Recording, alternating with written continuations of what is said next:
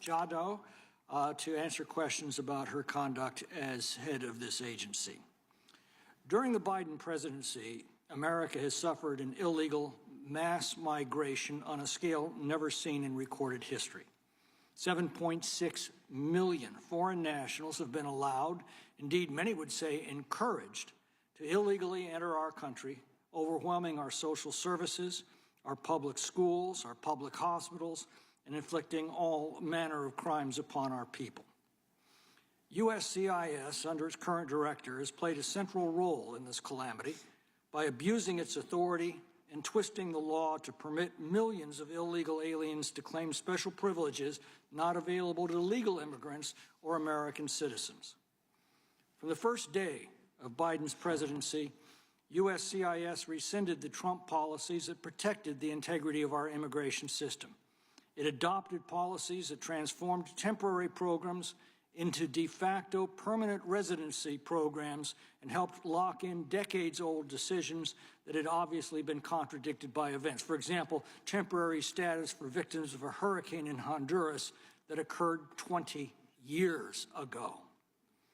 Most infamously, they took a parole authority that required case-by-case review of individual exigent circumstances to provide temporary entry to the United States and transformed it into a fraud-ridden mass admission of more than 500,000 Cubans, Haitians, Nicaraguans, and Venezuelans, up to 1,000 every day. The administration's illegal parole program purports to require a sponsor to take personal responsibility for supporting such parolees during their stay in the United States, but USCIS has perverted this requirement by accepting sponsors who receive welfare benefits themselves, who've submitted fraudulent documents, or who are subject to deportation themselves. No attempt is made to determine criminal histories or to check the veracity of sponsors' claims. In some cases, sponsors advertise their services for a fee.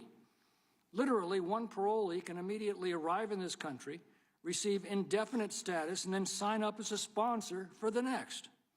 This is illegal chain migration on steroids, all made possible by an agency willing to contort and ignore the law.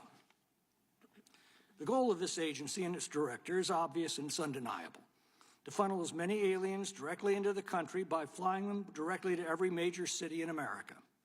In fact, when committee staff asked questions about how the agency ensured sponsors fulfilled their legal responsibilities, they told us not to worry. That's because the goal is that the sponsor becomes irrelevant once USCIS grants the alien a work permit. And now we learn the agency intends to increase temporary work permits from 180 days to 540 days. If anyone wonders why real wages for working families have declined under this administration, look no further than the agency before us today. Fortunately, the American people are already connecting these dots in large enough numbers to change the direction of our government. It shouldn't surprise us, then, that internal USCIS audits have revealed rampant fraud throughout the program. With results like these, it's no wonder that USCIS has consistently refused to answer questions from this committee regarding the CHNV program. We sent USCIS questions on March 26, 2024, and despite numerous follow-ups, did not get responses until August 19th.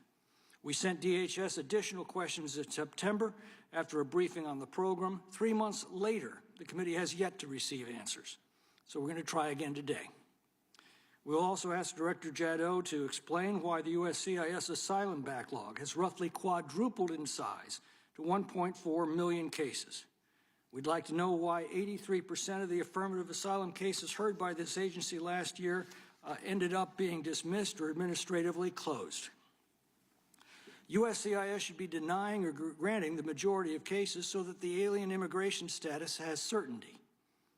We would like to know why the USCIS directors refused to implement DHS Inspector General recommendations to prevent misuse of the U visa program, and why she seems to ignore fraud and abuse in programs like those for VAWA self-petitioners, T visa applicants, and special immigrant juveniles.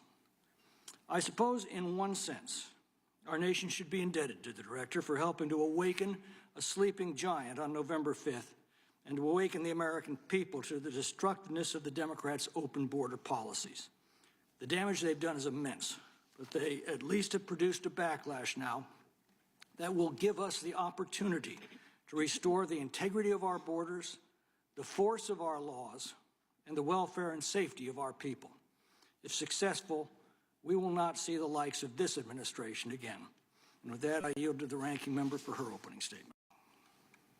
Thank you, Mr. Chairman. Director Jadot, thank you very much for being here. Thank you for your service.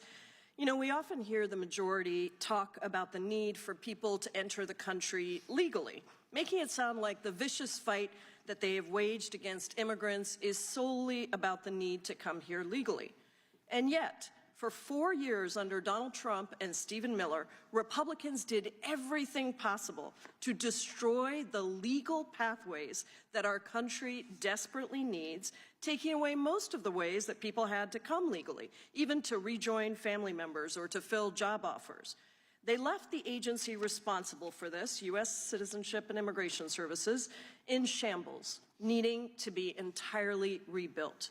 And you and the Biden administration have done just that, rebuild the agency. Director Jadot, let's review what you inherited from the Trump administration. In 2020, USCIS was broken. Legal immigration slowed to a trickle. And despite a backlog of over 1 million applications, many employment-based visas were going unused. Applications for citizenship were way down and taking over a year to process, and processing delays were rampant and at record high levels. The Trump administration stripped away USCIS's service-oriented mission and eradicated common-sense policies that improve agency efficiency, replacing it with policies designed to destroy the legal immigration system and make it even harder for anyone to apply for a legal pathway. Now, let's be clear, it is no coincidence that more people came to the border when those legal pathways were intentionally destroyed. Despite claiming to be pro-legal immigration from time to time, multiple members of this subcommittee have advocated for stopping all legal immigration to the United States for a period of time, and that's on the other side. This would take us in completely the wrong direction. Countries that have severely restricted immigration have paid the price. As the baby boomer population continues to age and retires, coupled with declining birth rates, America will continue to need more legal immigration. The truth is that we benefit from the contributions of immigrants and their families in every single field of work, whether it is in the dairy industry in Idaho or the home healthcare industry across the country, or yes, even the electric car industry pioneered by an immigrant named Elon Musk, who was undocumented when he launched his company. The U.S. needs and benefits from immigrants. From a purely economic standpoint, immigrants helped us to recover from the pandemic downturn and grow our economy far more quickly than we would have otherwise. Earlier this year, the Congressional Budget Office found that immigrants will add $7 trillion, that's trillion with a T, to the economy over the next 10 years, increase federal tax revenue by $1.2 trillion, and decrease the federal deficit by $900 billion. Americans are rightly frustrated at an outdated, slow, and unfair immigration system. We need a full reform, something that can only be done by Congress and that Republicans time and time again have refused to do. The last time we tried to pass a comprehensive reform of the immigration system in 2013, just imagine that that legislation received 68 bipartisan votes in the United States Senate, 68 bipartisan votes for a comprehensive reform of the immigration system, and yet when it came to the House, Speaker John Boehner on the Republican side refused to bring it to the floor for a vote. Why? Because Republicans knew that it would pass and they didn't want to reform the immigration system. It is quite convenient to have immigrants to scapegoat and blame at every turn. America desperately needs Congress to pass a modernization of our 30-year-old immigration laws, update visa numbers so that they meet the needs of today's economy and families, and legalize the millions of undocumented immigrants who have carried out the daily labor of our country in the shadows for decades now. And we need to fund the agency, your agency, that makes the legal system work. Making the immigration system work will not only decrease pressure on the border, but it'll help America to meet its labor needs, unite families, and keep critical tax revenue flowing to boost our economy, as well as programs like Social Security and Medicare. Just think, undocumented immigrants paid $26 billion into Social Security in 2022, a program that they are not even eligible to receive benefits for.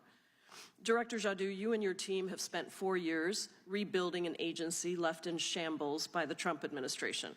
Despite still largely being a fee-funded agency, USCIS is on sound fiscal footing now and adjudicating more applications than ever before. Over the last 2 years, the agency has naturalized nearly 1.9 million people, has worked to fully vet and admit the most refugees in 30 years, all while dealing with increased strain and workload on its humanitarian portfolio. But without congressionally appropriated funding, the agency is often forced to rob Peter to pay Paul.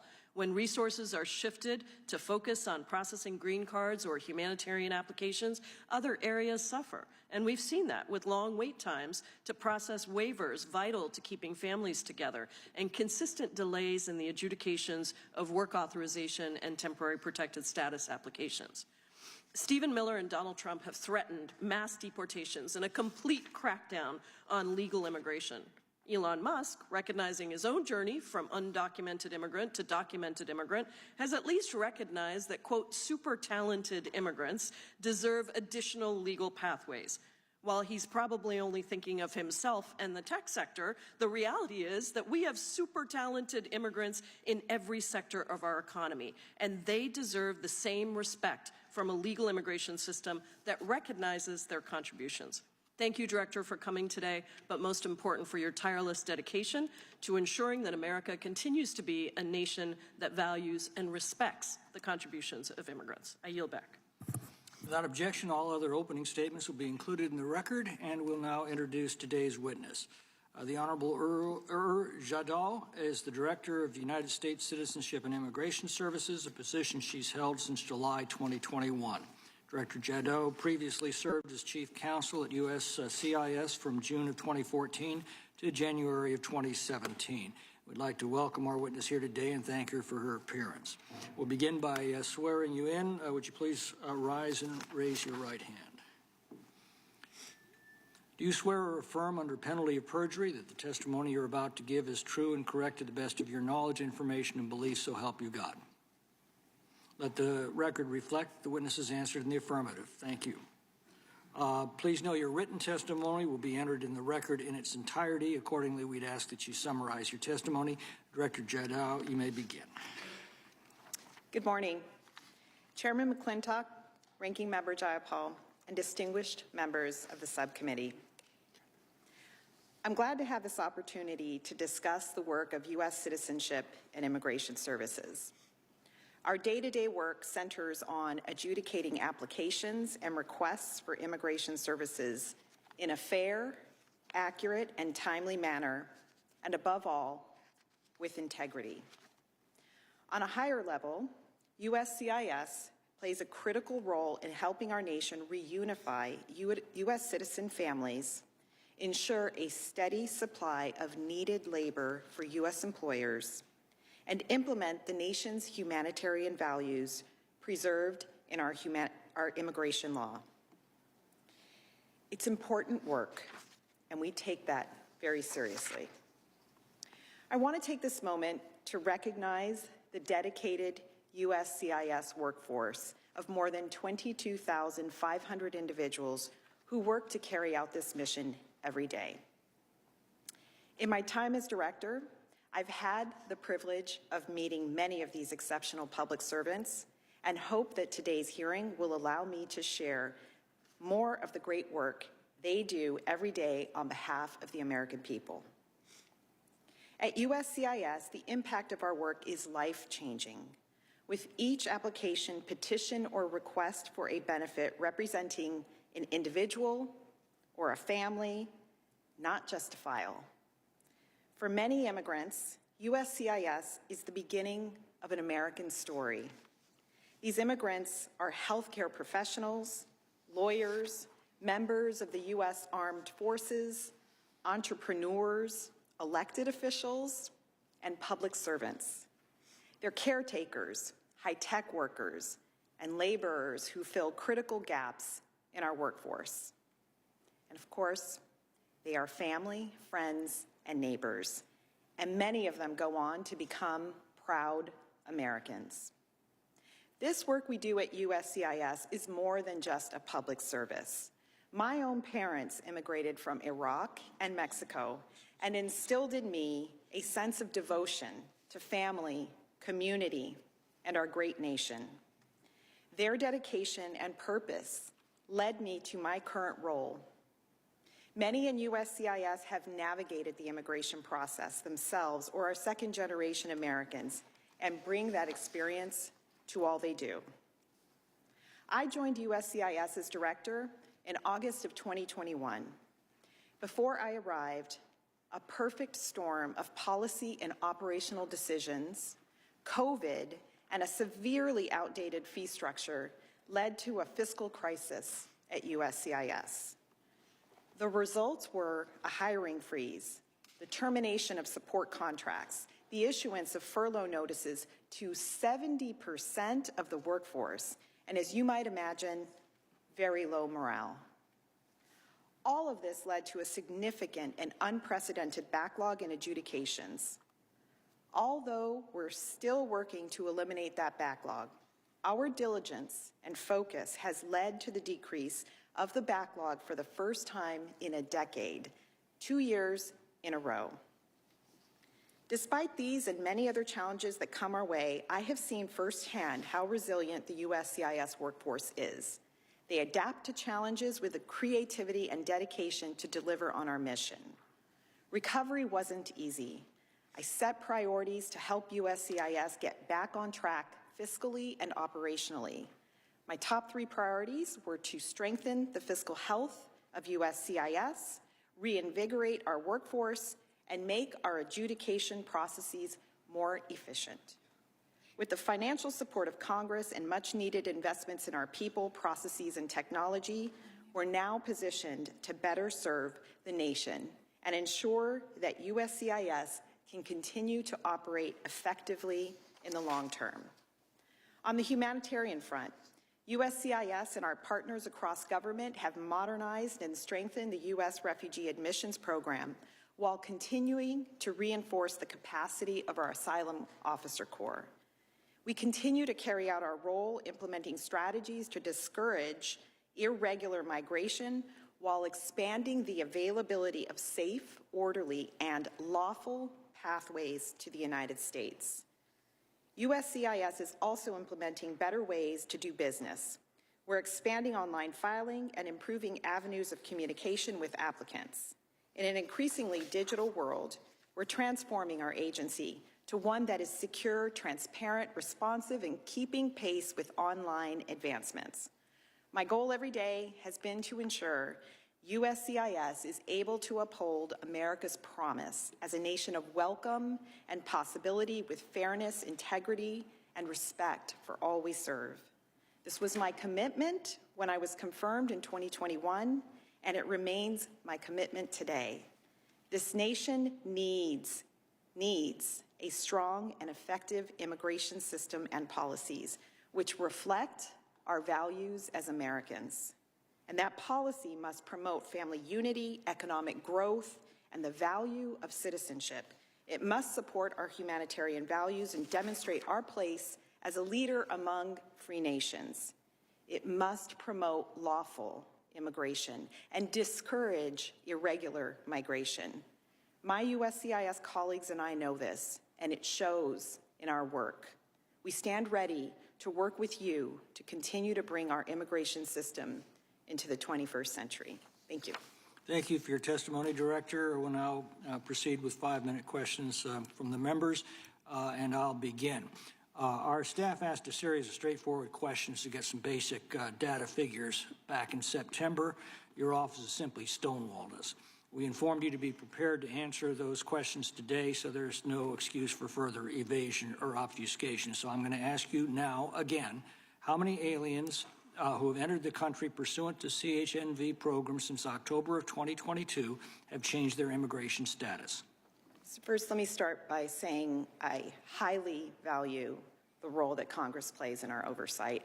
I once was here. It's an odd position to be sitting here. I appreciate that. But I It's not an appreciate answer to the question that we've been asking since September. So could you please answer the question? How many aliens who have entered the country pursuant to CHNV program since October 2022 have changed their immigration status? So I understand that just before this hearing, in preparation for this hearing, understanding the importance of returning those responses to you, you should have received a response to various questions that were requested in September. We received a response to one question. I again repeat my question for the third and final time. How many aliens who've entered the country pursuant to CHNV since October 2021 have changed their immigration status? At the moment, I don't have those numbers with me, but This is outrageous. How many aliens who've entered the country pursuant to CHNV since October 2022 remain CHNV parolees? Again, I don't have those numbers with me. You were asked these questions in September. You were told in advance of this hearing that they would be asked again, and you were advised to have answers for us. These are basic questions of data. I'm astonished and appalled that you would appear before this committee with all of this advance notice and not be prepared to answer these basic questions. So, Mr. Chairman, as you understand, I am the director of USCIS. I obviously am going to do my best to get back to you. There's no excuse for you appearing before this committee unprepared to ask or to answer questions that you were specifically informed would be asked. And this is a dereliction of duty, among other things, and frankly, a contempt of this Congress. Mr. Chairman, with all due respect, this is a process that you're asking about. These are basic data numbers. And again, it's not like you're being surprised by them. You've been asked these questions since September, and you were told they would be specifically asked at the outset of this hearing as you prepared to be here. Yes, and that's why. And yet you come here completely unprepared. That is exactly why I did my best to ensure we could answer what I could answer. This is one of the saddest appearances by an agency head that I have observed in now 16 years in the U.S. House of Representatives. Let me ask you this. You posted a fact response back in October noting that there is no parole process under any of the CHNV parolee processes. How many CHNV aliens have had their parole expire and have not changed their immigration status? So again, those are figures that not only require review of our systems at USCIS, that you've had since September and were told to be asked. Let me ask again. For aliens who are not re-paroled, does their employment authorization terminate immediately upon the expiration of their parole? Employment authorization was granted for the period of parole. So if that parole period ends, so would the employment authorization document. Well, why would an alien who has no legal means of being in the U.S. still be able to work legally in the U.S.? The employment authorization document is tied very directly to the end period of the parole. What's the largest number of aliens that one supporter has sponsored between October 2022 and present?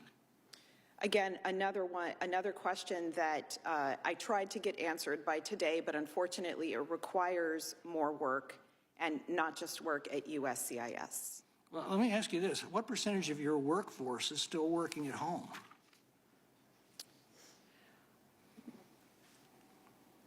I don't have the answer to that, but what I can say with regard to What do you mean you can't answer that question? That's another fundamental basic question of administration. How many of your employees are still working at home? I don't have that answer with me, but I can get it for you. That is definitely.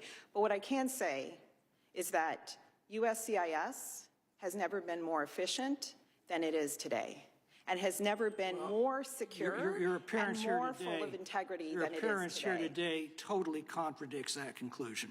My time's concluded. Recognize the ranking member. Thank you, Thank you again, Director Jadot, for being here. And as you just said, and as I mentioned in my opening statement, you and the hardworking staff at USCIS have done extraordinary work in getting the agency back on track from what it was handed to you as by the Trump administration. Somehow, in fiscal year 2023, you completed a record number of more than 10 million pending cases while constantly having unexpected issues thrown your way. And you processed nearly 200,000 employment-based green card applications, which is almost 40% more than normal. And you ensured that none went unused and were therefore wasted, as happened in the previous administration. So tell me, when you began as director, what were some of the biggest challenges that the agency faced? What was the primary cause of those challenges, and what did you do to address them? Thank you for the question.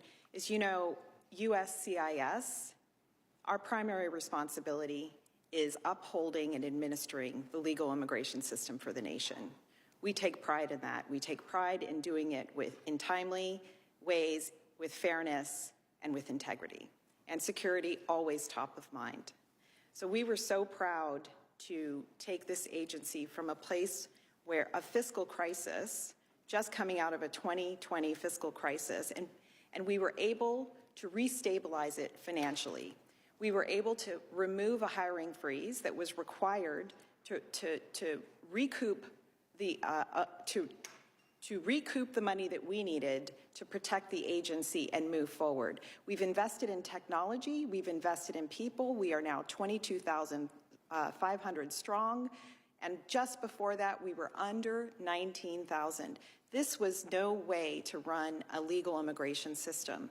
When our legal immigration system is strong, so is our economy, so are our families who are wishing to reunite with their spouses and children, and so are our humanitarian values, and the security integrity we have in the legal immigration is strong as well.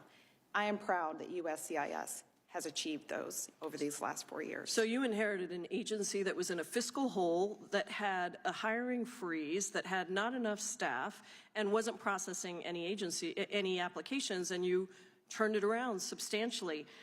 Over the past several years, the types of individuals that have been appearing at our southern border has shifted from primarily immigrants from Latin America to individuals around the globe of various ages and education levels, some with advanced degrees.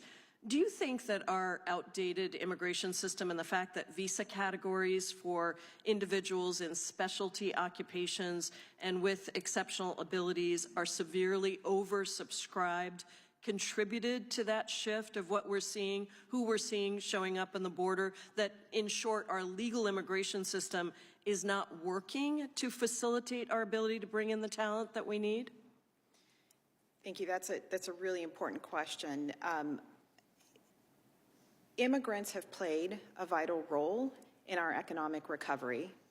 They have played it in all sectors of our economy, from the high skill to the low skill to everything in between.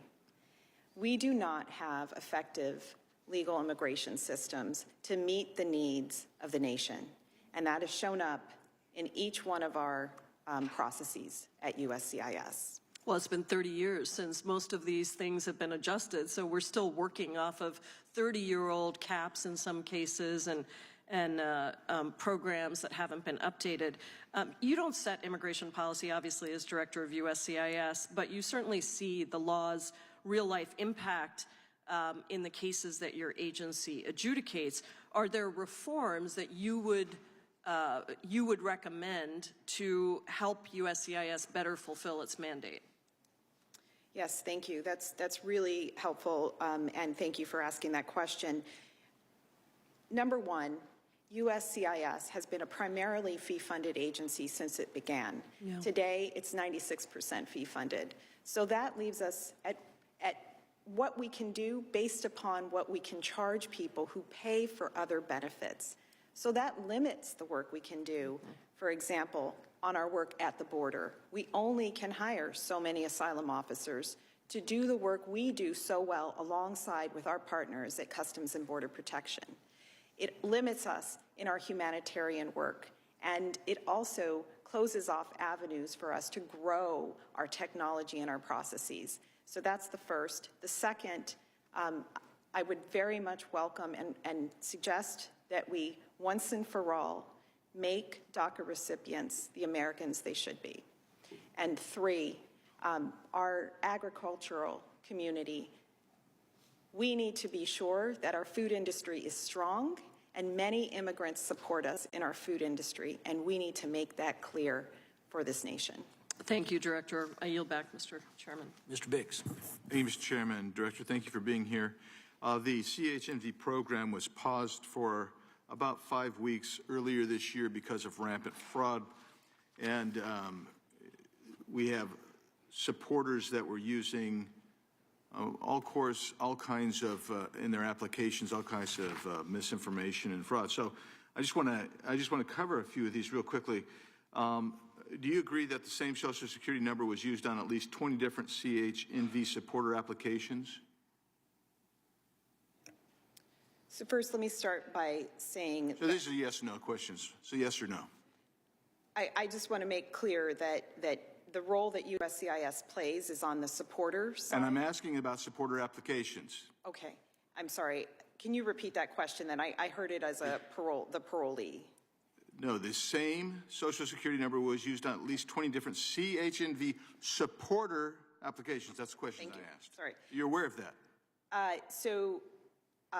Yes, I am very aware of... That happened at least 3,200 times. I don't have the exact number. That's according to DHS's report.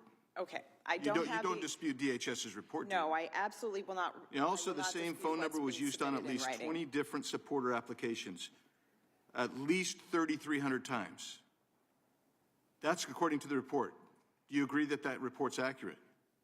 I don't have that report in front of me, but I'm reading from it. I won't dispute. Yes, but I don't have it in front of me, and I would prefer. So you would dispute it? No, I'm not disputing. What I am saying So you would is, deflect and ramble around.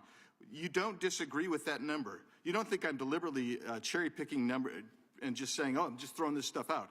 I'm giving you the numbers from the report. Do you trust me on that? Do you at least trust me that far? Yes. Okay, so then you agree with that number. The same email address was used on at least 20 different supporter applications, nearly 2,000 times. You agree with that? Sir, if there is a situation where we have concerns of fraud and integrity, we take action at USCIS, and that is exactly what we have done with regard to CHNV.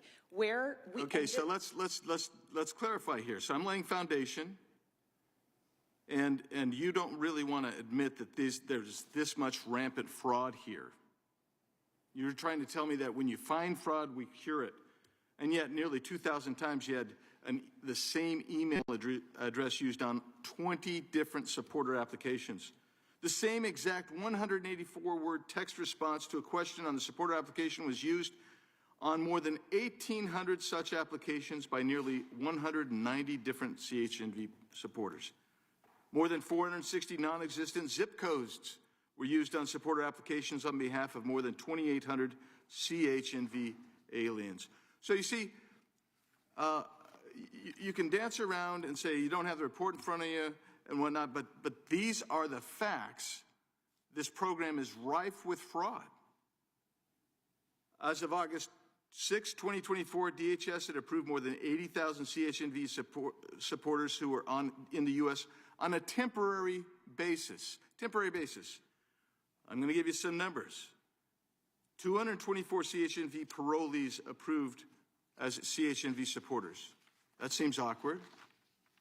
170 additional parolees, non-CHNV, approved as CHNV supporters. 28,322 temporary protected status holders approved as CHNV supporters. 19,865 SLEs approved as CHNV supporters. 311 DACA recipients approved as CHNV supporters. 1,300 plus aliens in the U.S. on temporary visas approved as CHNV supporters. 64 refugees approved as CHNV supporters. 1,912 conditional permanent residents approved as CHNV supporters. That is the program that you are administering. That's the section that you're administering. That's the supporters. I'm not talking the aliens. I'm not getting into the violation of law of the U.S. Code 1182, when the use of parole is supposed to be on a case-by-case basis, where Secretary Mayorkas himself has sat here and under oath said it's supposed to be on a case-by-case basis. I'm not getting into that. What I'm getting into is a program the side that USCIS is supposed to actually administer, and that is the supporter applications. And the fraud was so rampant, you closed down the program. But you didn't fix it. It's still ongoing.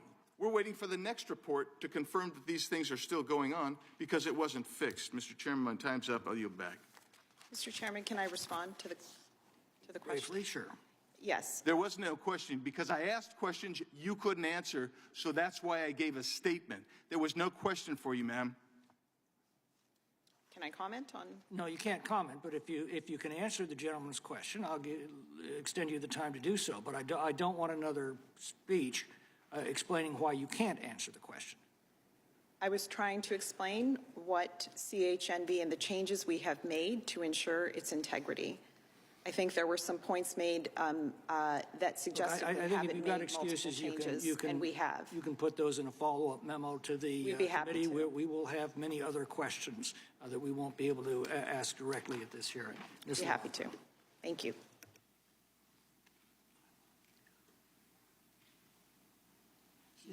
Mr. Chairman? Ms. Lofgren for 5 minutes. Thank you. I move to strike last word. In your introduction, you talked about Ms. Jaddou's service in the administration. However, I'd like to note she was also senior counsel to me from 2002 to 2007 and served as chief counsel for the House Judiciary Immigration Subcommittee, this very subcommittee, from 2007 to 2011. And I would note, despite kind of,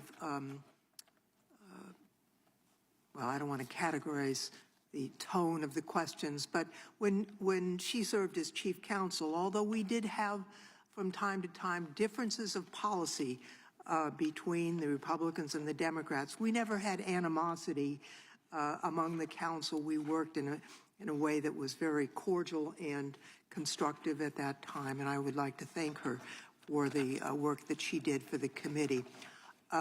Before I ask you about the improvements made in the CHNB parole program, I did want to talk about what you've done on the proposed rule in October of last year, modernizing the H-1B requirements and providing flexibility in the F-1 program. I realize this isn't finalized, but you are able, I think, to talk about the purpose of the proposal, even though the rule isn't finalized. It seems to me that the finalized portion of the rule addressing the lottery integrity measures would close a significant loophole that was being misused by certain applicants. Can you explain how that rule enhances the fairness and transparency in the H-1B selection process? Thank you so much for the question and the acknowledgement of my time here. Really, really appreciated my time here with you. So this is an exact example of how we see a problem, we take action at USCIS.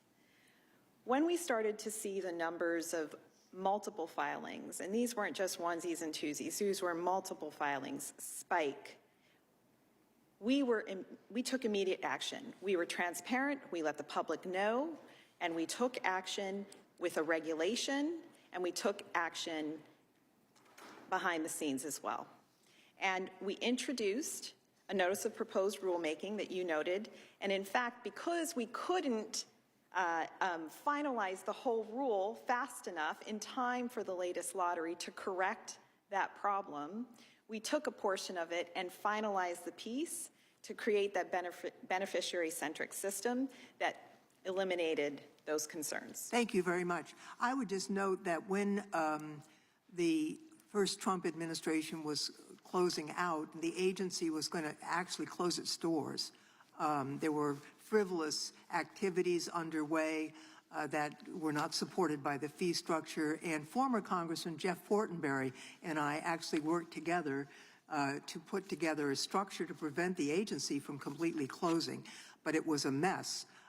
When you took over, I want to credit you for what you've done to turn it around, and also ask you, could you or would you like to explain the changes that you've made with the CHNV parole program so that the committee can have a full understanding of the improvements? Absolutely. When we do our work at USCIS, we are always iterating, reviewing, and making changes because we see problems. It may be with regard to how we process, it might be a security issue, it might be an integrity issue. We have people around the agency, and including a full directorate whose job it is to focus on fraud detection, national security, and public safety. So, in CHNV, like in all of our other processes, we saw some issues, we took action. Here, we've added in the biometrics collection of sponsors, so that includes fingerprints as well as photos. We've also introduced automated systems, not just manual systems, but automated systems that allow us to connect to other additional systems, for example, the Social Security Death Match Index, before a reviewer ever even opens that request. We have also trained and retrained and provide guidance and things like be on the lookout for information for each of our reviewers who are conducting that work. There are many more things that we have done and we will continue to do. Thank you very much, Mr. Chairman. My time has expired. I yield back. Mr. Chairman, may I submit a request? Unanimous consent. Thank you. I'd like to submit that for... This is a unanimous consent request to insert into the record Yes, an article entitled Fraud Plagues Biden Parole Program. Michelle Obama's passport used dead people named sponsors. Correct, sir. Thank you. Without objection. Mr. Tiffany. Director, there's significant fraud that's happened in the Afghan SIV program. There's a bribery scheme that was identified by the Department of Justice and brought to light where they're submitting fraudulent letters recommending SIVs to the State Department. Are you familiar with those SIV cases that are being taken care of fraudulent, where there's fraudulent applications being put in? Thank you. I am familiar with the issue. I'm not sure I can go into detail given the investigation. How widespread is it? Again, it would be, it's not something that I can get into publicly. You can't answer the question because you don't know the answer, or you're saying you're hiding behind a legal shield? I think in an appropriate setting, I'd be happy to get back with you on that. What would be an appropriate setting? I think that given the investigation you've noted, I think it would be really important for us to do that. Mr. Chairman, I think that that's something we should take into consideration as we go forward. Do you think there's national security concerns with this? So let me start by saying in our Afghan programs, U.S. So I got a lot of questions. Okay. Do you think there are national security concerns, considering this is Afghanistan, the bullseye for terrorism concerns in the world? Do you think there's national security concerns? With regard to each application before us, we take every case we review, case by case. We run them against our security and vetting systems. Do you believe there's national security concerns with the Afghans when there are Afghans coming in fraudulently with fraudulent applications? The Department of Justice has referred them. They know this is happening. Don't you think that there's national security concerns? The security and vetting and the safety of the American people is number one for us. Will you re-vet, so these people that have been identified, will your agency re-vet them now that you know some of them have submitted fraudulent applications? We look at every case before us, any request before us, and use the strongest security and vetting we have available for whatever threat may or may not be in front of us. That is a connection that we have with our law enforcement and intelligence partners.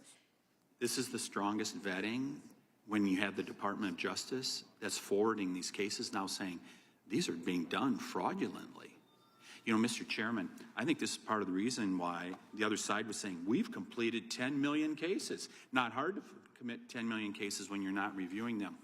I want to change topics a little bit here. Do you think the children of foreign tourists should receive citizenship? The children of foreign tourists, Do you think they should receive citizenship? Let me give you a context so you can okay, answer. I'm not quite understanding your Since question. 2009, communist Chinese passport holders have been permitted to sidestep the U.S. visa requirements to enter the Northern Mariana Islands through categorical parole. My first question is, the Department of National Intelligence says Communist China is the greatest national security threat to the United States. Do you agree with DNI on that Communist China is our greatest threat? I'm not a foreign policy expert. I think most people would say that's Sure, probably sure. the case. And so why is the administration allowing this to continue, where it is not required of a Chinese communist national coming into the Northern Mariana Islands without a visa, having a child, and that child becomes a citizen? Do you think that should be the case? Congressman, There are more children being born via birth tourism on the Mariana Islands right now than there are domestic children being born because of that loophole. They don't even have to have a visa to come in here. And here's a Chinese national, maybe affiliated with the Communist Party, that is able to get citizenship for their child. I'm just going to close with this, Director. I'm going to ask you the Vice President Harris question. First of all, you're a political appointee, right? yes. Yeah. Do you have any regrets over what's happened over the last 4 years with the open borders policies in all its different ways here in America? I am proud of the efforts that this administration has made with regard to its efforts. So you have no on the regrets? Southwest border. You have no regrets? Again, I'm just going to close with this. Sure. You have been part of the largest human trafficking operation since slavery in the United States of America. It is the people of the United States voted for change on November 5th, and we can only pray, Mr. Chairman, that it happens soon. Mr. Correa. Thank you, Mr. Chairman. Director Jadot, welcome. I'm going to switch topics a little bit, talk about renewal backlogs. Orange County, California, where I'm from, a lot of my constituents have been calling me regarding the news that USCIS is eliminating essential contract work, the California Service Center, yet the backlogs are still unacceptable. I get phone calls, for example, from DACA recipients who are advised by your website not to renew their DACAs until 4 to 5 months before they're actually eligible for renewal.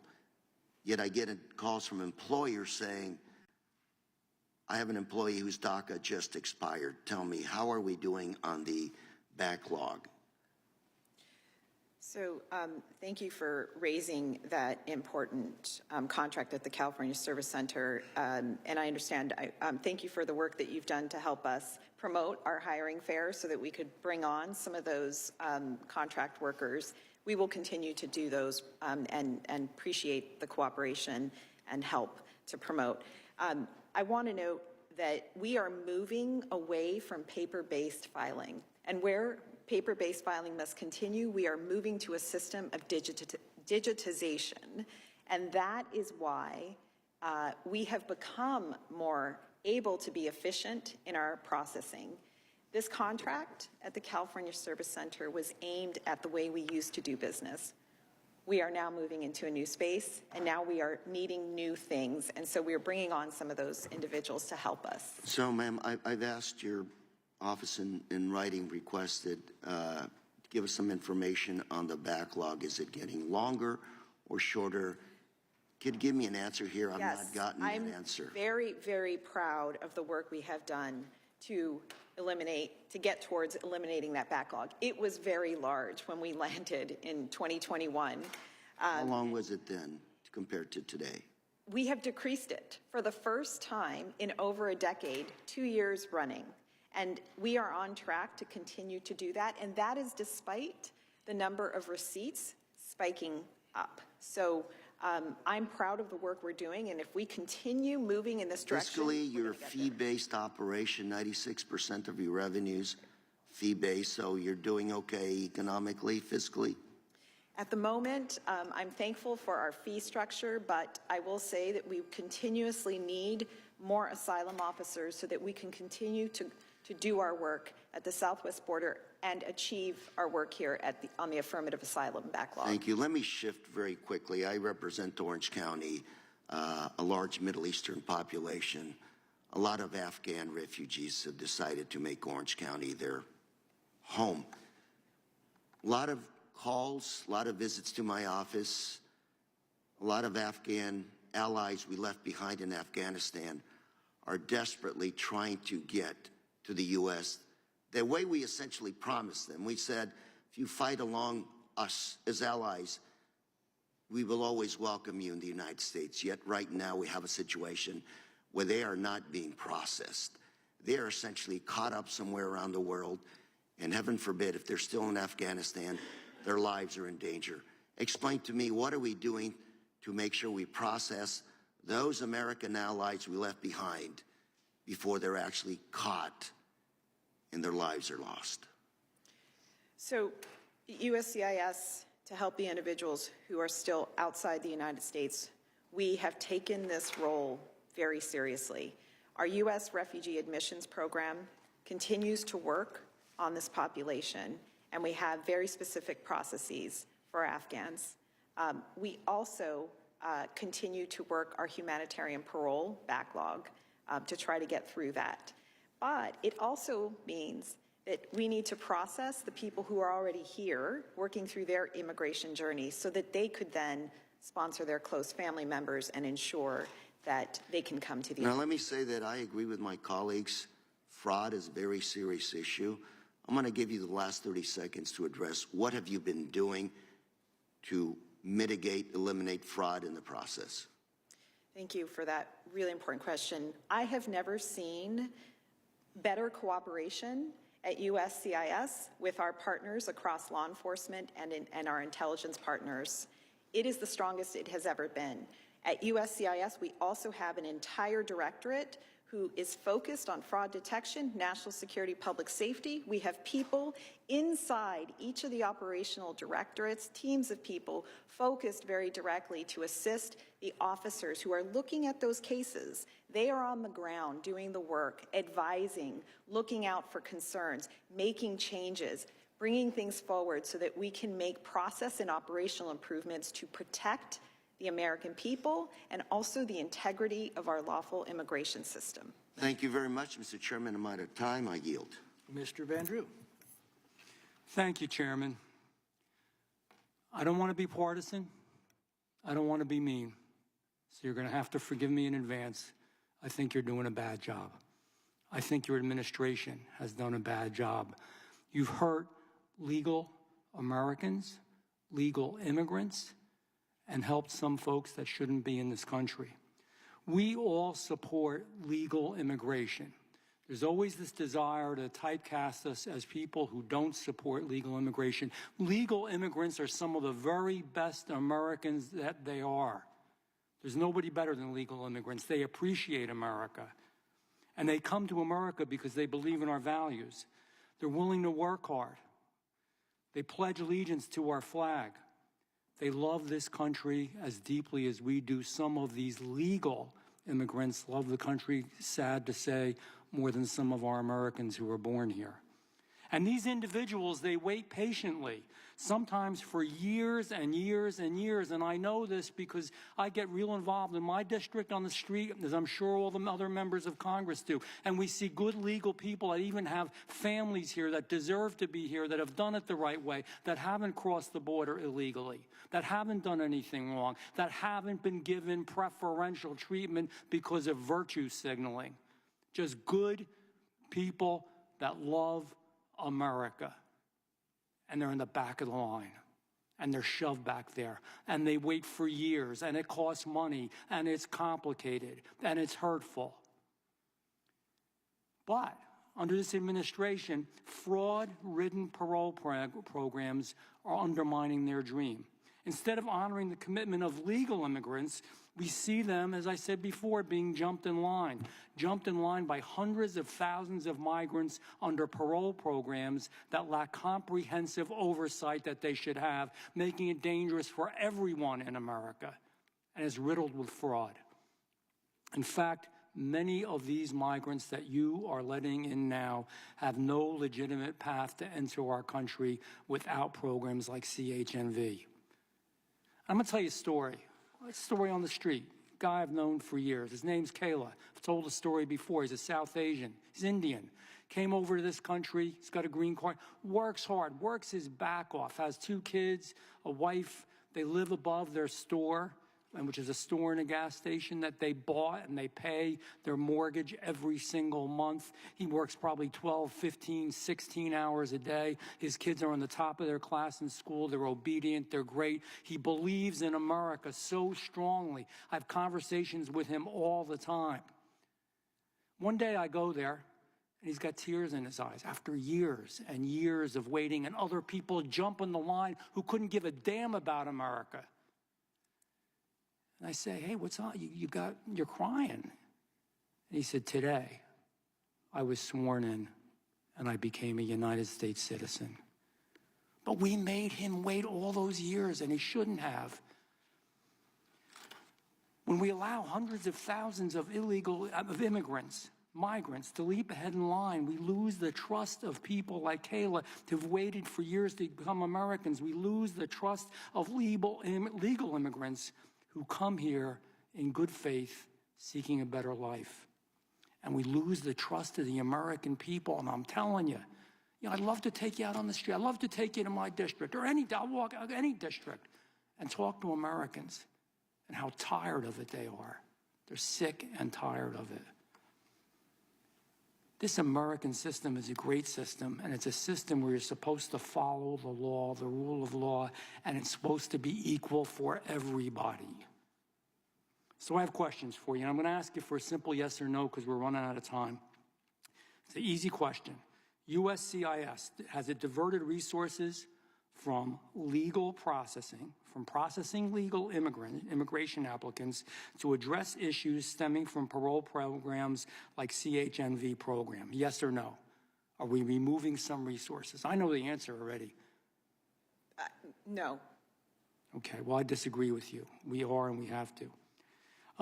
Do you believe that the current administration of the CHNV program has strengthened public trust in our immigration system? And this is where I'll take you out in the street if you want to talk to people, yes or no. Do you think people have more trust in our immigration system now than when you all started 4 years ago? Yes or no? Simple question. Creating lawful pathways is one piece Yes or no? of a strategy. Do they have more confidence now than they did before? Yes or no? Is there more confidence? Effective border management that's enduring. Yes or no, please? requires both Respectfully, yes or no? Do people have more confidence now on the street, on the American people who pay the taxes, who pay your salary and my salary, do they have more confidence now than they did 4 years ago? Yes or no?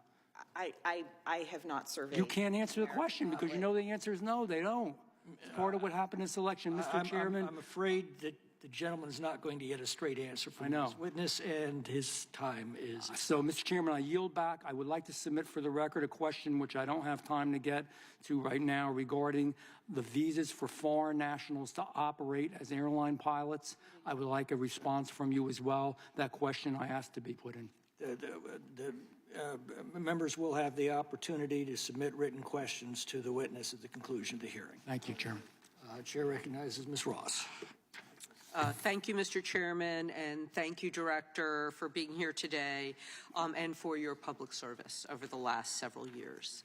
I will actually continue on the path of people who have come here legally, and really the system has been so backlogged they have not been able to either remain here or improve their status.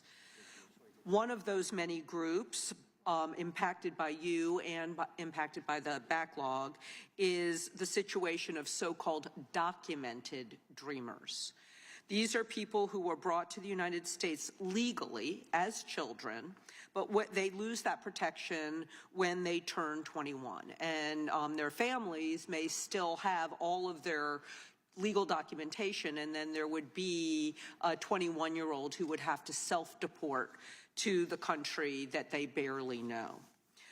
Because our immigration system has been broken for so many years and there are so many backlogs, that's forced these kids to separate themselves from their families. And we know that there are about 250,000 documented dreamers, the vast majority of which are pursuing careers in the sciences, the STEM field.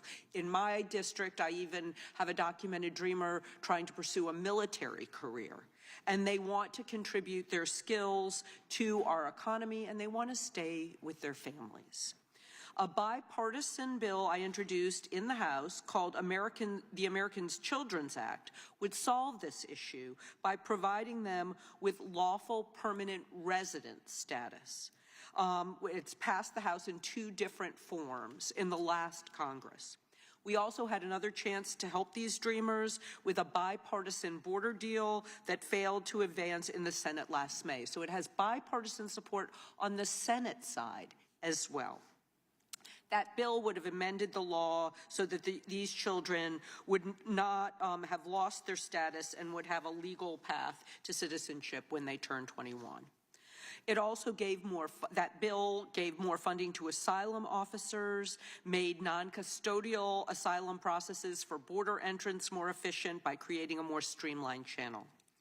Changes like these are desperately needed to overhaul our broken immigration system and ensure that we stay competitive as a nation to attract the best and brightest to our shores. They also help you do your work. I would love to know what USCIS has done to provide any kind of relief for documented dreamers and what you hope USCIS could do in the future for this population. Thank you for that really important question. These children of our high-skilled workers has been something that has been on my mind for a very long time. I had a meeting with a group of documented dreamers, and it was very touching and very emotional. So I appreciate how much work we need to do here. We have taken steps. We have made some changes in our policy manual to assist. But there is frankly a lot more to do. And as you noted, the only final action, the real action that needs to happen is a change in our statute. And that is something that we cannot do. We will continue to look at ways to assist and try to put some Band-Aids here and there where we can, but the crux of the problem lies in the statute.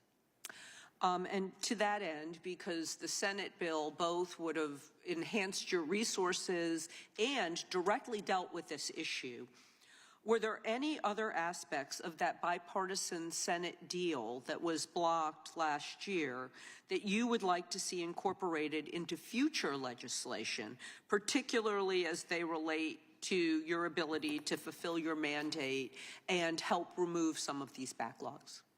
Absolutely. I mentioned earlier that we are a fee-funded agency, 96% fee-funded. So the work that we do at the border alongside our partners at Customs and Border Protection, the work we do on the refugee program, these are all unfunded, and we are constrained on how much we can do. And therefore, we have to, as I heard earlier, rob Peter to pay Paul, to be able to meet not only our mission, but really our statutory mandate. And that cannot be done unless we are appropriated by Congress. Thank you. Thank you. I yield back. Chair recognizes the chairman of the House Judiciary Committee, Mr. Jordan, for 5 minutes. Thank you, Mr. Chairman. Director, has there, in recent history, has there ever been a parole program of this magnitude? Which parole are you talking about? CHNV? CHNV. 2 years, 531,000 people get paroled in. There have been parole. Tell that magnitude? In a 2-year time frame, that magnitude? I don't have all the numbers in front of me, but I'm familiar with the historical use of parole through multiple administrations, Republican and Democrat. There have been many uses, some large, some small, and some have been very large. Okay, so this is not unique, you're saying? This is just run-of-the-mill type of parole that you're doing? I'm not saying it's run-of-the-mill. The parole. You give it a whole new term, lawful pathway, some term I never heard before, because we didn't pass any law saying you should do this. So I'm just trying to get, is this a special deal you guys are doing? Because it sure seems like it. No, what I am suggesting is that this is not special. This is not something new. This has been something that has been used. This parole authority has been in the statute for decades, and it has been used. I'm just saying, is the way it's being done now somewhat unique, somewhat different? Because that's our impression on this side. I'm just asking, do you think that? The CHNV process is one piece of an effective that's a piece I'm asking about. Management strategy. Effective border management that we want to be enduring, not short-term, but enduring, must include both enforcement and enduring and meaningful lawful pathways. I'm still stuck on this. CHNV is one piece of it, but so is the rest of our lawful immigration. No, but I'm asking about CHNV. Is that, it seems like it's something out of the ordinary to me, and I think every Republican up here would say it's out there. I think the American people probably say it's out. 30,000 a month coming in from 4 countries that you were selected, that started with Venezuela, then you had the other 3.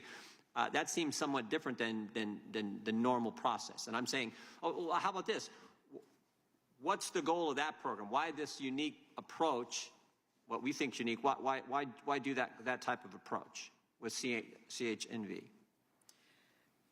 As I stated, if we want to have enduring border management, border control, we need to have all of our immigration systems working together. That includes enforcement, so Customs and Border Protection and ICE working hand in hand with us at USCIS. We each play different parts of that management strategy. That includes the enforcement of my partners, but it also includes all the lawful immigration that we process at USCIS. So it is not just CHNV, it is multiple other things that we do at USCIS. Every single day, requests come in for all sorts of lawful immigration pathways. Oh, okay. But we have this specific program for 4 countries. And why do we need that specific program for those 4 countries? Tell me the why. And I am not. Migrants coming in from those 4? I am not going to, I'm not able to speak to the management piece of paroling the individuals in and the numbers of people that are coming from these specific countries. Part of that management was an identification of a need for meaningful lawful pathways for certain populations. Well, can someone who is paroled in then become a supporter and sponsor for some new parolee? CHNV, 86% of supporters that's a simple question. Someone that's come in under this program, can they then become a supporter or sponsor for someone else who's coming in? 86% of them are U.S. citizens and lawful permanent residents. So I would ask, can someone do it? Yes. What's the answer? Yes, that can happen. Yes. Okay, is that unique? Is that something that's kind of new?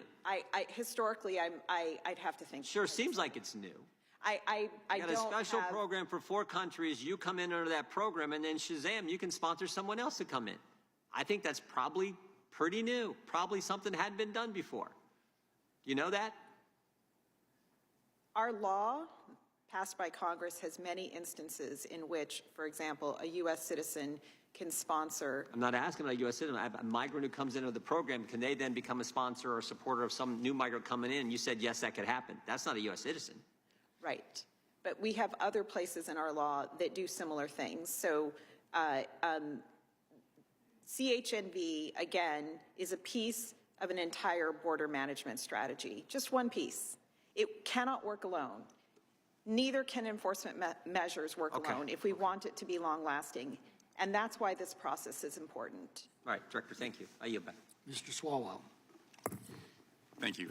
And thank you, Director, for there you are. the work that you and your team continue to do. And any shortcomings or issues with your team, I believe, are because we are asking you to do things that the law doesn't allow you to do. And that's a failure of us to put in place a comprehensive immigration policy that reflects the demand to come to America. And I just want to say to my colleagues, as we go into this new Congress, where I am and where I think many of my colleagues are, we want security at the border.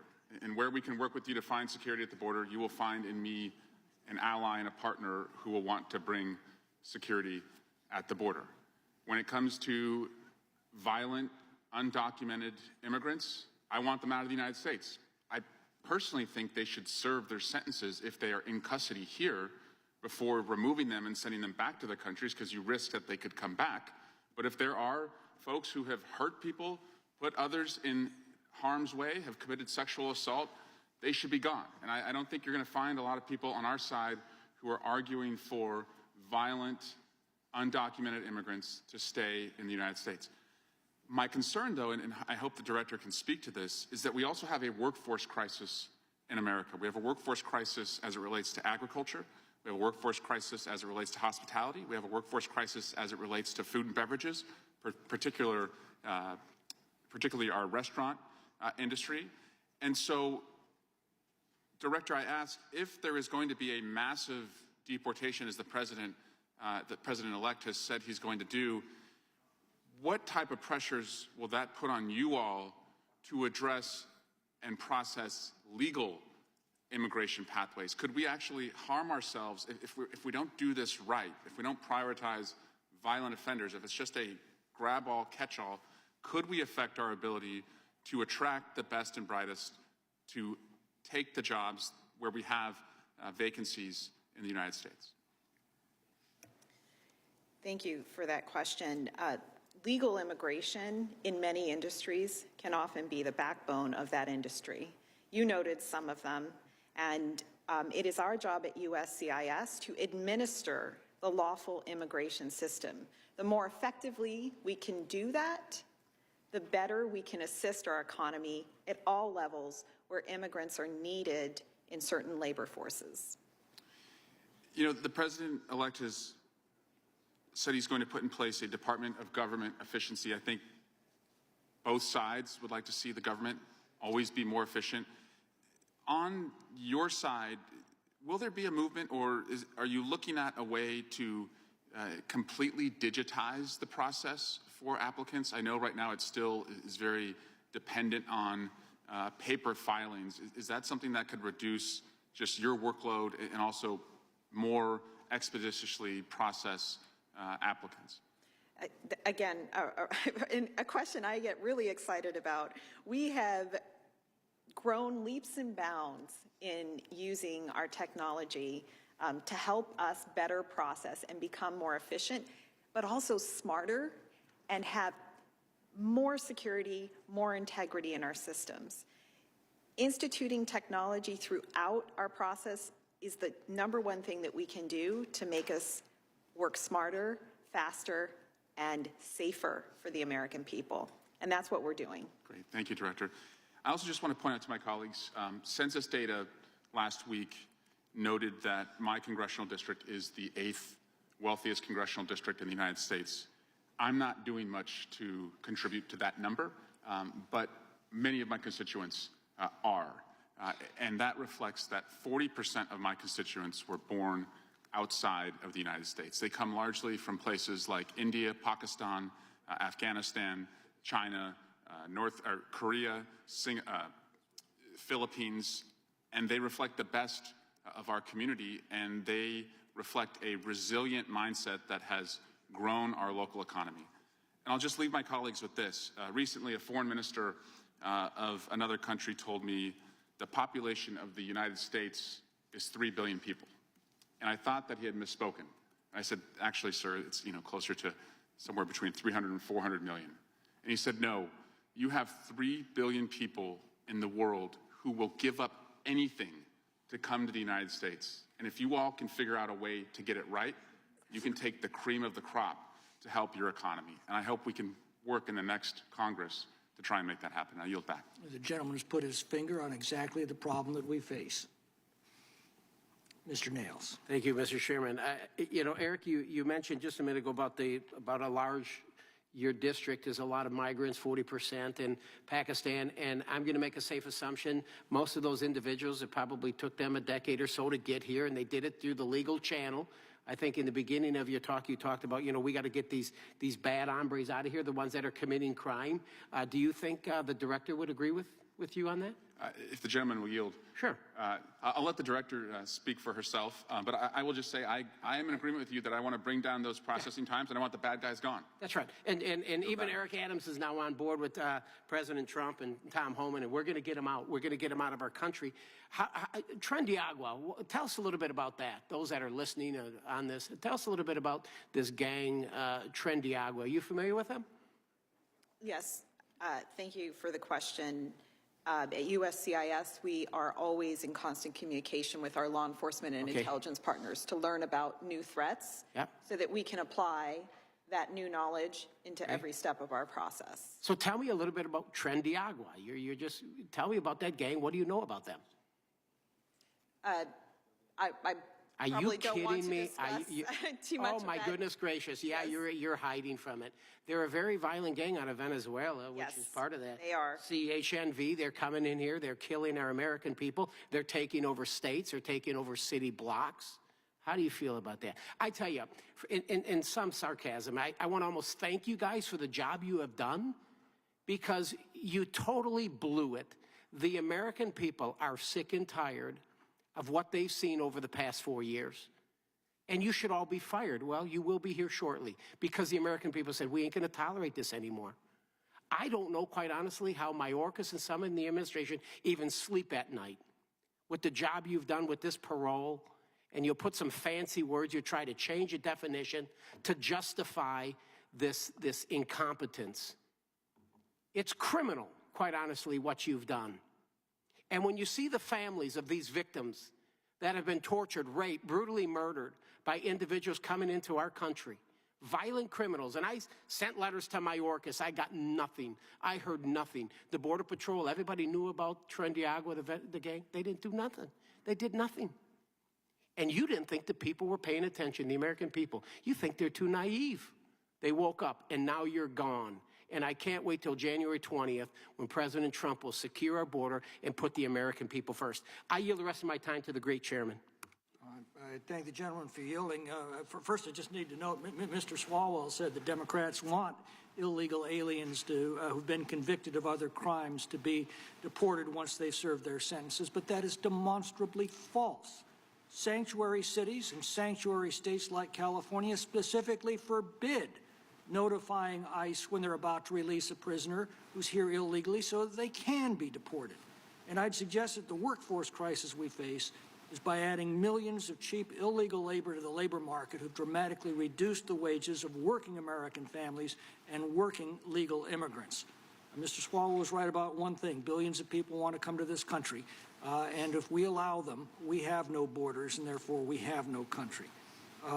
Director Jadot, our subcommittees noted that in millions of cases, credible fear interviews are not even conducted before migrants who have illegally entered the country are then released into the country. How do you explain that? Thank you. This is exactly the point that I've been trying to express for many years now. USCIS, being a fee-funded agency, has to use fees we charge others to support the work we do at the border alongside our partners, Customs and Border Protection. That is not funded by Congress. It is funded by fees. Therefore, we are limited in the numbers those fees, we can do. until we opened our borders, those fees were more than adequate to conduct those interviews, and under your administration, they're not. One of the tactics you seem to have employed recently is simply to close cases of asylum claimants without ruling on their legitimacy. That effectively grants them permanent residency. Why are you doing that? Granting permanent residency, I'm sorry, sir, Mr. Chairman. You close, instead of ruling on asylum claims, the cases are simply closed out.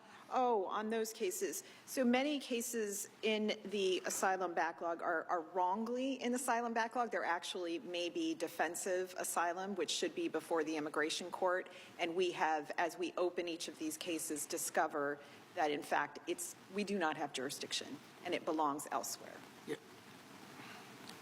My time's expired. Mr. Garcia. Thank you, Chair McClintock, and thank you, Director Jadot, for being here today.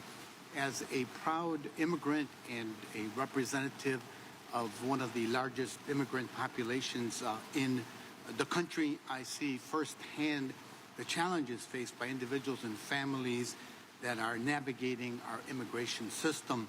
USCIS plays a critical role in upholding the promise that we are a nation of immigrants. This Congress, I led several efforts, including a letter to USCIS expressing concerns about significant backlogs in processing applications and affecting the availability of work permits for long-term immigrant communities. Many of these individuals have worked for decades, paid local, state, and federal taxes without the freedom and peace of mind that comes with the work permit. Can you discuss what steps USCIS is taking to specifically address the backlog in processing work permits? I'm referring to Form I-765, and how you're prioritizing cases for individuals that have been waiting in the system for years, sometimes decades?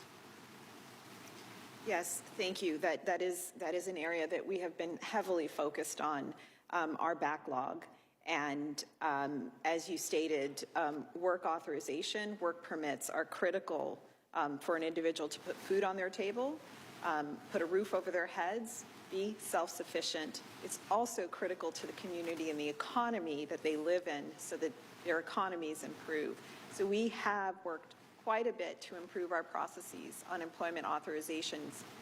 We have digitized quite a bit of that. We have used technology to help us move faster, and we have across the board on all of our work permit processing. Some better than others, but overall we have achieved incredible strides, and we're going to keep going.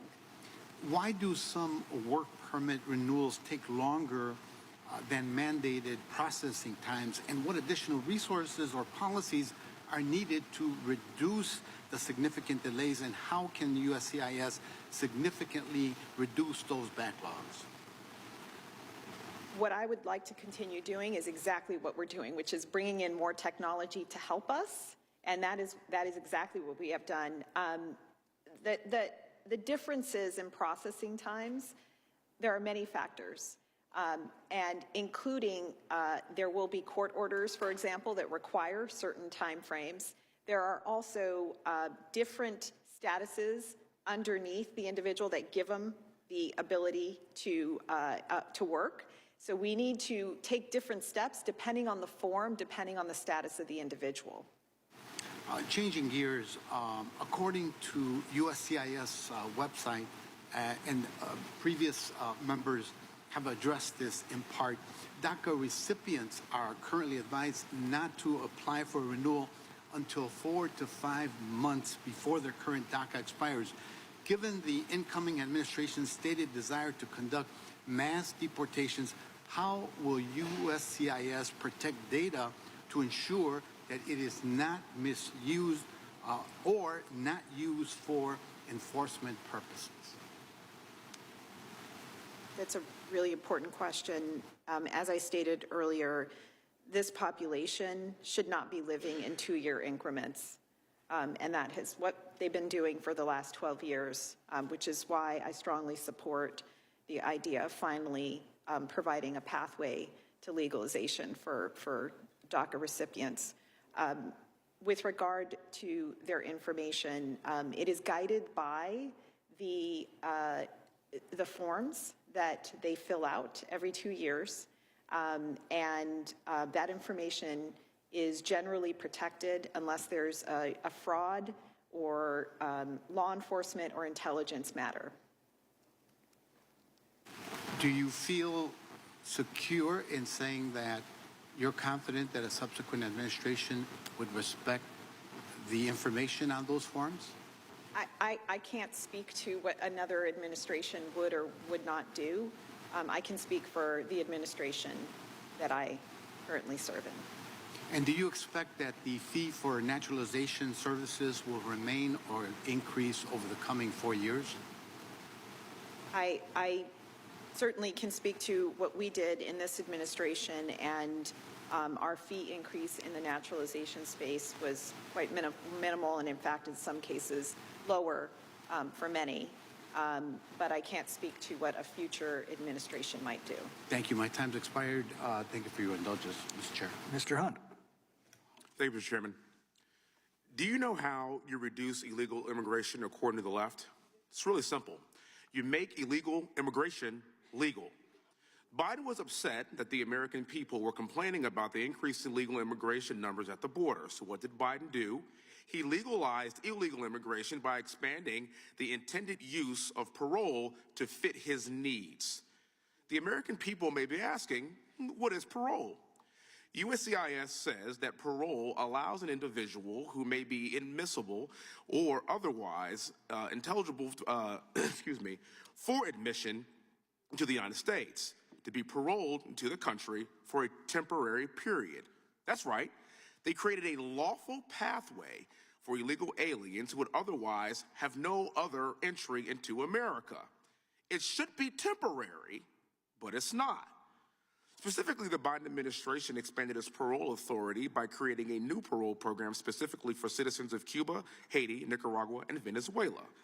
And as of October 2024, more than 530,000 Cubans, Haitians, Nicaraguans, and Venezuelans have flown into America under this program. President Biden doesn't care that he's allowed over 500,000 people legally into this country as he vacations in Nantucket with billionaires and won't encounter any of these people there. Just look at what happened to the people who arrived in Martha's Vineyard. They were barely there for 16 hours, and Martha's Vineyard kicked them out. It should come as no surprise the CHNV program is full of fraud. There was, in fact, so much fraud that they had to stop the program entirely in July of this year, as you know, ma'am. This rampant fraud and abuse shouldn't come as any surprise because Biden doesn't believe in the rule of law. We've seen this, and I'm from Texas. It has been despicable what has happened at our southern border. It's the opposite of what I would call the rule of law. And Biden only believes in the rule of law when it benefits him, his son Hunter, as we saw a couple of days ago, and other members of the Biden crime family. The border didn't benefit him, so he expanded parole. Having Hunter being a convicted felon didn't benefit him, so he gave him a blanket pardon for the last decade. I have a question for you, ma'am. This is kind of what I want to revisit back with Mr. Jordan. Does the parole program allow non-U.S. citizens to be financial supporters of parolees? And I'm talking about the CHNV. Does the parole program allow non-U.S. citizens to be financial supporters of parolees? Yes, that's correct. Why would you allow that? Every supporter we confirm has the financial ability to support. All of them. That is what we will not confirm if a person does not have the financial ability to support an individual. And I will note, we allow for co-supporters. But they're not citizens. They may be. They may be. Are they tax-paying citizens? 86% of supporters, 86%. So the vast majority. So what I'm getting at is you have the and lawful tax-paying permanent public. residents. You have the tax-paying public that's funding non-citizens to be financial supporters of parolees. Do you know how ridiculous that sounds, ma'am? I also want to note, when a person enters on parole, they are eligible to apply for employment authorization, and most of them do, and they become very quickly self-sufficient. Okay, switching gears. So why was the program shut down in July? At that point, over 500,000 people had entered our country.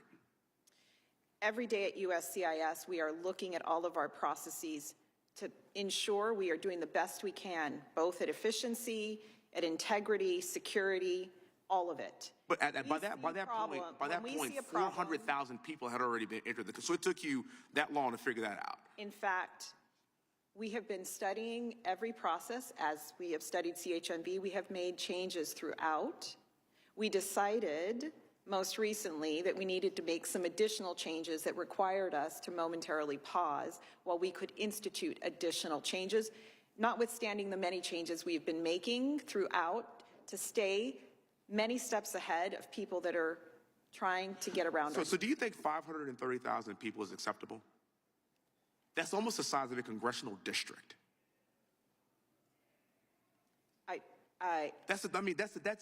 You have to admit, that is an unbelievably high number of people in this country that are non-citizens. You have to admit that, correct? That's the size, almost the size of a congressional district in the United States. There's 435 of them. As I've stated, effective border management has got to be a combination of the enforcement that we have in place. But there's been no enforcement. There's been no enforcement because you have 20 million people enter this country illegally, and you have to admit that 530,000 people is unacceptable. I yield back the rest of my time. Thank you. Gentleman's time has expired. If there are no further questions, that will conclude today's hearing. I want to thank our witness for appearing before the subcommittee today. Without objection, all members will have 5 legislative days to submit additional written questions to the witness or place additional materials in the record, although I hope that they will have more luck at getting a straight answer than we've gotten today. Without objection, the hearing is adjourned.